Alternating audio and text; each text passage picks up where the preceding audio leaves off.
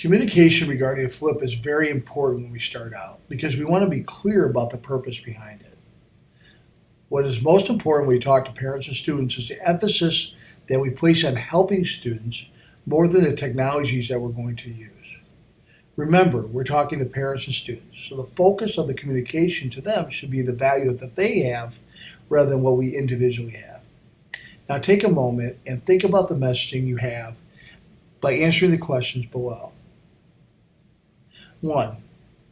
Why are you flipping your classroom routines? What will students be doing at home and at school? What are the advantages that parents and students have? Where can I find other examples of the flipped classroom? What does a learning research say about student-centered approaches? And what problem does it solve for parents and students? Those are some questions for you to get started so that you can formulate the proper messaging so we get started with the flipped classroom so that everybody is on the same page. When you're starting to flip your class, technology should not be the immediate focus of the flipped classroom or a flipped school.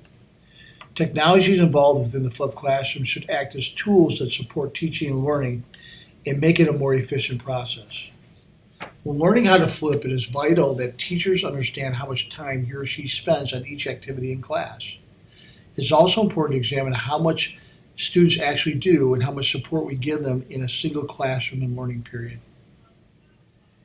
In the next exercise, please take a lesson that you're familiar with and fill out the chart below that indicate in 5-minute increments what your normal class might look like as you introduce a topic. Pay close attention to how much time you're spending working hand in hand with your students and allowing them to take more control of the activity. The question you have to ask yourself, how student-centered am I? And what is my ratio between teacher-centered and student-centered? Now go ahead and start the exercise now.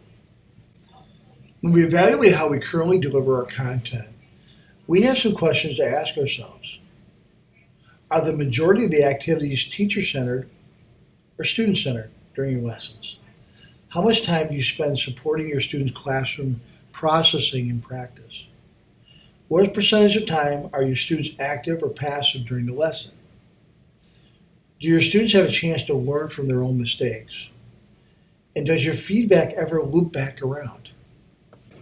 When creating a flipped lesson for the first time, we have to know where we currently stand.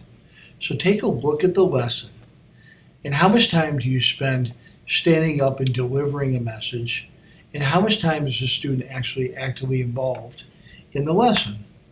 Now rearrange the same lesson that you have in front of you so that 20% of the time you're actually lecturing and demonstrating and maybe controlling the activity, and 80% of the time your students are actively working, applying, demonstrating, analyzing, creating a new understanding, and actually analyzing the results.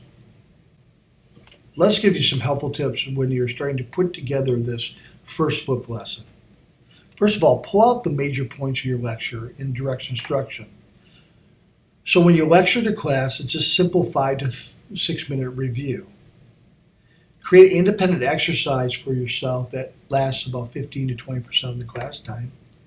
Also create a simple group exercise that lasts also 15 to 20% of the class time.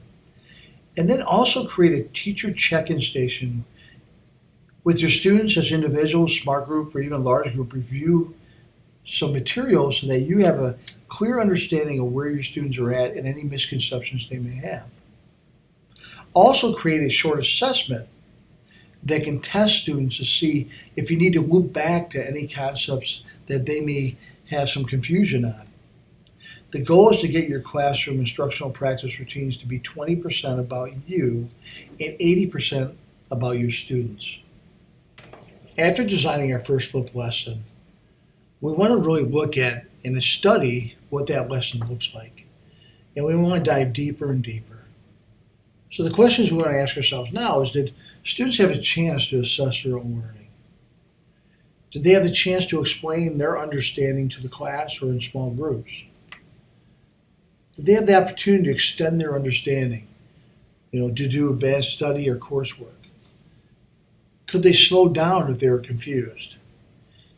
And could they collaborate with peers and other experts? The next thing that we want to do is we want to extend our thinking.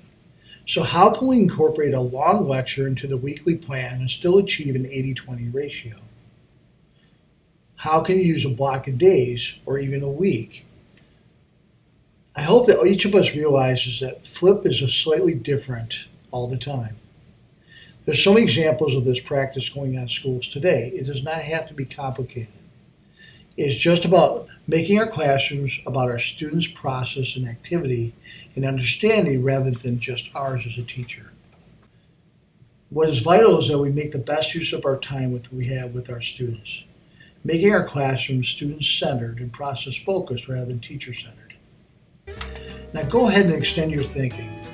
How can you use a block of days or a week to create the 80-20 principle?